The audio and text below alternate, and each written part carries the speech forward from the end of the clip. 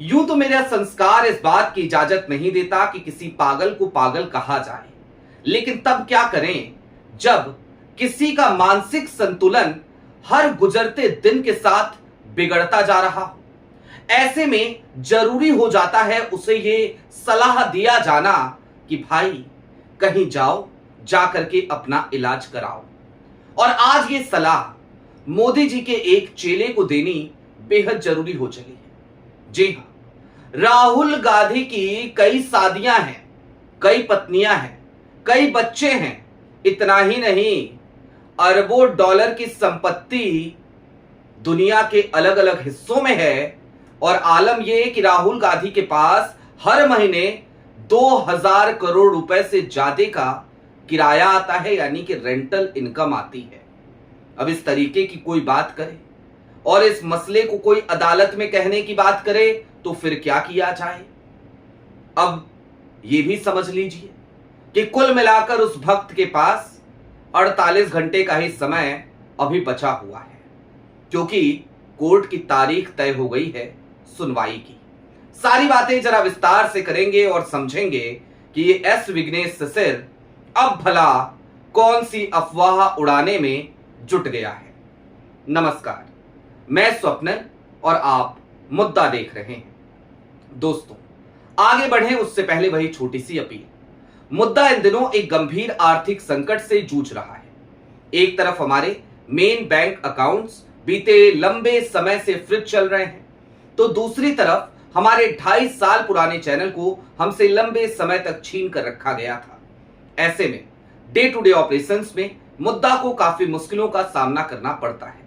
लिहाजा आपसे गुजारिश है, यदि आप चाहें तो स्क्रीन पर दिख रहे क्यूआर कोड या फिर के नीचे दिख रहे यूपीआई नंबर्स के जरिए मुद्दा की छोटी छोटी मदद जरूर कीजिएगा, ताकि हमारी बेबाकी यूं ही बरकरार रहे। अब आगे बढ़ते हैं।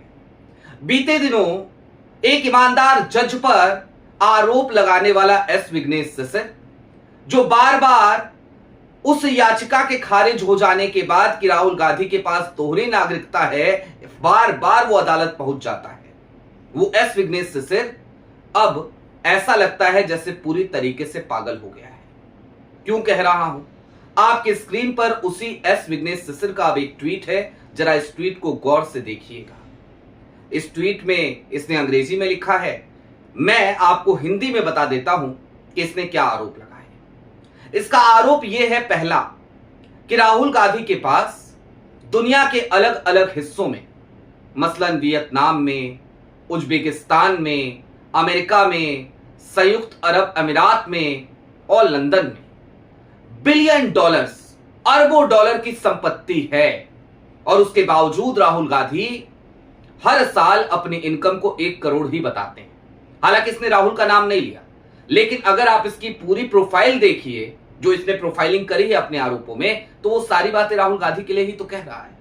नाम तो इसने जज साहब का भी नहीं लिया था उस समय पे, जब इसने जज साहब पे आरोप लगाए थे, जब जज साहब ने अपना एफआईआर दर्ज होने वाला आदेश पलट दिया था। दूसरा आरोप क्या लगाता है? ये कहता है कि राहुल गांधी के पास हर महीने इन तमाम विदेशी संपत्तियों से 2000 करोड़ रुपए से ज्यादा का रेंटल इनकम आता है, यानी कि किराया आता है इतना राहुल गांधी के पास। इतने पे ही नहीं ठहरता, ये चरित्र पे भी लांछन उठाता है और कहता है कि राहुल गांधी के बहुत सारे परिवार के सदस्य हैं, पत्नी है, पत्नियां हैं, बच्चे हैं, जिनका जिक्र राहुल गांधी अपने एफिडेविट में नहीं करते हैं। एक पत्नी नहीं, पत्नियां हैं जिनका जिक्र राहुल गांधी अपने एफिडेविट में नहीं करते हैं। इतने पे नहीं रुकता, इसके बाद ये भी कहता है तमाम एजेंसीज को टैग करके कि मुझे उम्मीद है कि तमाम दस्तावेज इस नए केस की सब तक पहुंच गई होंगी। ये केस भी लेकर के अब कोर्ट में जा रहा है। पता नहीं इसे बेइज्जत होने का कितना शौक है, ये एस विघ्नेश सिसिर समझे। लेकिन हां, अब जरा कुछ बातें और समझिए। मैंने 48 घंटे क्यों कहा? 28 अप्रैल की तारीख मुकर्रर हो गई है। जस्टिस सुभाष साहब ने तो केस को छोड़ दिया था। क्यों छोड़ा था वो भी आप सबको याद होगा। पहले उन्हें सरकारी वकीलों ने गुमराह किया कि नहीं, सीधे एफआईआर दर्ज करने का आदेश दे दीजिए, क्या जरूरत है राहुल गांधी को सुनने की, राहुल गांधी को नोटिस देने की? जज साहब ने मौखिक तौर पर वो फैसला सुना भी दिया। जब सुना दिया तो उसके बाद उन्होंने एक बार फिर से अपने फैसले को क्रॉस एग्जामिन किया, जब ऑर्डर टाइप हो रहा था उस वक्त पे, और फिर उन्होंने कहा कि ना, ये तो बड़ी भारी चूक हो गई, गलती हो गई।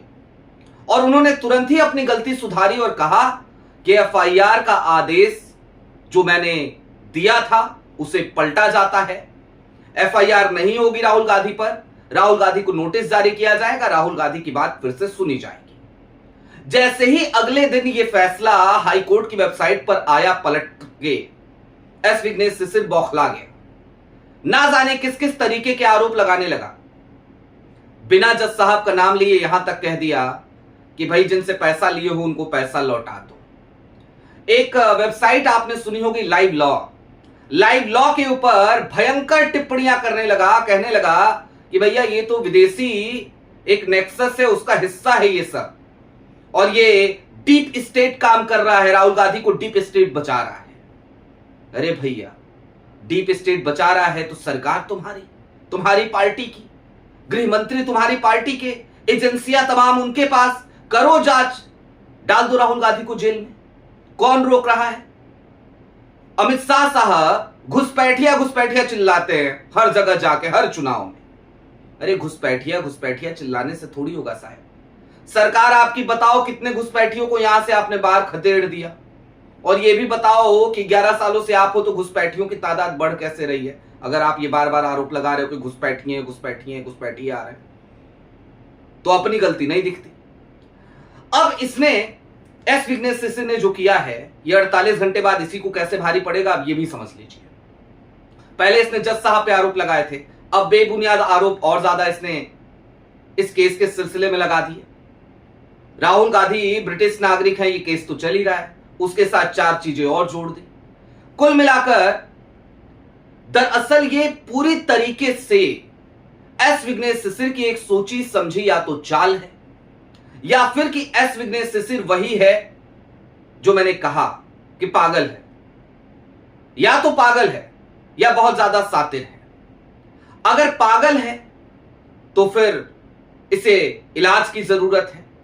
कर्नाटक का रहने वाला है, मैं तो सिद्धारमैया की सरकार है वहां पे, कांग्रेस की सरकार है वहां पे, तो मैं तो राहुल गांधी से कहूंगा कि भैया डीके शिव कुमार को फोन करें या सिद्धारमैया को फोन करें और कहें कि भाई चाहे ठीक है हमसे दुश्मनी निकाल रहा हो, हमें बार बार बदनाम कर रहा हो, हमारे खिलाफ बार बार केस दर्ज कर रहा हो, हमें परेशान कर रहा हो, लेकिन नागरिक तो कर्नाटका का है ना, तो नागरिक है कर्नाटका का, तो उसको जरा चिकित्सीय सुविधाएं मुहैया करा दी जाए ताकि उसका इलाज हो सके। या तो राहुल गांधी ये काम करे, और अगर ये शातिर है तो फिर राहुल गांधी को चाहिए कि उसी कर्नाटका में एफआईआर दर्ज कराए इसके खिलाफ, क्योंकि जिस तरीके का चरित्र हनन ये कर रहा है, ये जिस तरीके के आरोप आज लगा रहा है, ये आरोप देश के नेता प्रतिपक्ष पे लग रहे हैं। हिमंता बिस्वा शर्मा का केस ये अभी चल ही रहा है ना, देख रहे हैं ना आप उसमें क्या हो रहा है। पवन खेड़ा ने कुछ दस्तावेज उनके पास आए, वो दस्तावेज दिखाए और कहा कि भाई ये जानकारी मेरे पास आई है, केंद्रीय एजेंसियां इसकी जांच कर ली, यही तो कहा था। और उसमें भी उन्होंने मर्यादाओं को ताक पे नहीं रखा था, बहुत मर्यादित भाषा में, बहुत संतुलित भाषा में सिर्फ और सिर्फ उन दस्तावेजों के आधार पर अपनी बात कही थी जो दस्तावेज उन तक पहुंचाए गए थे। उसके बावजूद उनकी अग्रिम जमानत की याचिकाएं खारिज हो रही हैं बार बार। उसके बावजूद आलम यह है कि उनके ऊपर गिरफ्तारी की तलवार लटक रही है। उसके बावजूद आलम यह है कि हिमंता बिस्वा शर्मा हाथ पैर धोकर के उनके पीछे पड़े हैं। लेकिन दूसरी तरफ ये एस विघ्नेश शिशिर है, खुल्लम खुल्ला कुछ भी बोल रहा है। कभी जज साहब पे ऐसे आरोप लगा दे रहा है कि उनको केस छोड़ना पड़ रहा है, न्यायपालिका तक पे दबाव बनाने की कोशिश कर रहा है। और है क्या इसकी हैसियत? सिर्फ इतनी तो है कि भारतीय जनता पार्टी का कार्यकर्ता है, मोदी जी का चेला है, अंधभक्त है। इससे ज्यादा इसकी हैसियत क्या है? क्या भारतीय जनता पार्टी में किसी पद पर है ये? क्या किसी पद पर कार्यरत रहा है? क्या एक पार्षद भी रहा है कभी ये? नहीं, कुछ भी नहीं रहा। लेकिन सिर्फ भाजपा कार्यकर्ता है, इस वजह से खुलेआम घूम रहा है। सीआरपीएफ का कवर लेकर के घूम रहा है, जेट सिक्योरिटी मांग रहा है, वो भी दे देगी केंद्र सरकार इसे। लेकिन सोचने का विषय है दोस्तों ये कि अगर इस वक्त पर कांग्रेस के लोग नहीं जागे, एस विघ्नेश सिसर के खिलाफ उन्होंने खुद से एफआईआर दर्ज नहीं कराई, तो ये इस तरीके की हरकतों पर इसके अंकुश नहीं लगने वाली। ये लगातार इसी तरीके का काम करता रहेगा, क्योंकि अदालतों में तो इसे एक बार नहीं ना जाने कितनी बार फटकार लग चुकी है। सबसे पहले जब इसकी दोहरी नागरिकता वाली याचिका को इलाहाबाद हाईकोर्ट ने खारिज किया था जस्टिस श्रीवास्तव ने, तब भी उन्होंने फटकार लगाई थी और कहा था कि कुछ हो जा रहा नहीं है, हम बार बार केंद्र सरकार से डिटेल मांग रहे हैं, डिटेल हमारे पास आ नहीं रही है, और नहीं आ रही है तो हम कब तक इस मामले को खींचते रहेंगे, क्यों कोर्ट का समय खराब करना, हम याचिका को खारिज करते हैं। सीधे खारिज कर दिया गया था उस समय इसकी याचिका को, फटकार लगाते हुए इसे। यह रायबरेली कोर्ट पहुंचा, वहां पे इसको डर लगने लगा, क्योंकि राहुल गांधी के समर्थकों ने नारे लगा दिए, राहुल गांधी जिंदाबाद।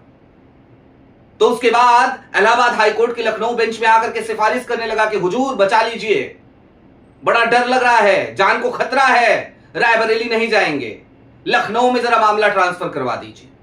लखनऊ की निचली अदालत में मामला आया एमपीएमएलए कोर्ट में, तो वहां पर भी इसकी याचिका खारिज हुई, और अभी इलाहाबाद हाईकोर्ट के लखनऊ बेंच में मामला चल रहा है, और वहां पर भी क्या कुछ हुआ आपने देखा है। एफआईआर का आदेश मौखिक रूप से आ गया, क्योंकि सरकारी वकीलों ने जज साहब को ही गुमराह कर दिया। भाई जज साहब भी हेल्प लेते हैं ना कानूनी, तो उन्होंने हेल्प ली, हेल्प सही तरीके से नहीं दी। अगली सुनवाई में जज साहब भड़क पड़े, इसके ऊपर तो ये जो आरोप इसने लगाए थे इसलिए भड़के, सरकारी वकीलों पर भी भड़के, और कहा मैं केस छोड़ रहा हूं, जाओ कोई अच्छा जज तुमको मिल जाएगा, वो सुनवाई कर लेंगे इस मामले की। लेकिन दोहरी नागरिकता के मामले तक तो फिर भी ठीक था, चलो तुम आरोप प्रत्यारोप जो भी कर रहे हो करते रहो यार, मर्यादा बचा के करते रहो। आज जो इस आदमी ने किया, ये तो हर तरीके की मर्यादा को तार तार करने वाली बात है। क्या आपने कभी मुझसे सुना है इस संदर्भ में कभी कि प्रधानमंत्री नरेंद्र मोदी ने अपनी पत्नी की डिटेल शुरुआत में क्यों नहीं दी एफिडेविट में? क्यों बनारस आए तो उनको याद आया कि उनकी शादी हो चुकी है, उनकी पत्नी है? सवाल उठाया क्या कभी हमने?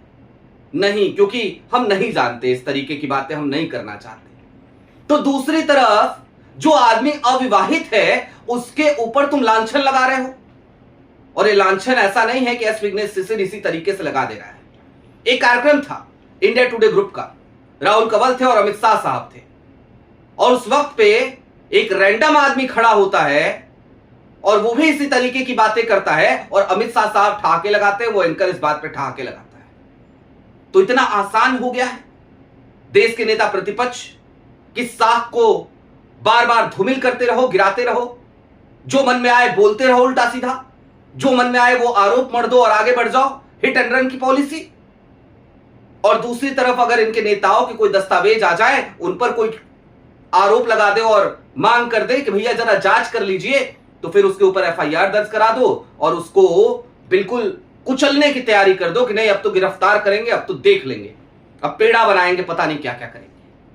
माफ कीजिएगा इस तल्ख आवाज के लिए, लेकिन लोकतंत्र जब इस तरीके से बार बार शर्मसार हो, तो फिर भैया बहुत ज्यादा ना मैं संसदीय मर्यादाओं में रह सकता हूं, ना मैं अपनी आवाज में वो मिठास बरकरार रख सकता हूं। फिर तो इसी तल्ख लहजे में बात करनी पड़ती है, क्योंकि दुख होता है। राजनीति अलग जगह है, लेकिन राजनीति से इतर लोकतंत्र में संसदीय मर्यादाओं का बने रहना भी बेहद जरूरी है। आपकी क्या राय है वो हमें कमेंट बॉक्स में जरूर बताइएगा। अभी के लिए दीजिए इजाजत, चलते चलते फिर वही अपील, चैनल पे नए हो तो सब्सक्राइब करते हुए जाइएगा, सक्षम हो तो मुद्दा की छोटी छोटी मदद जरूर कीजिएगा। बहुत शुक्रिया।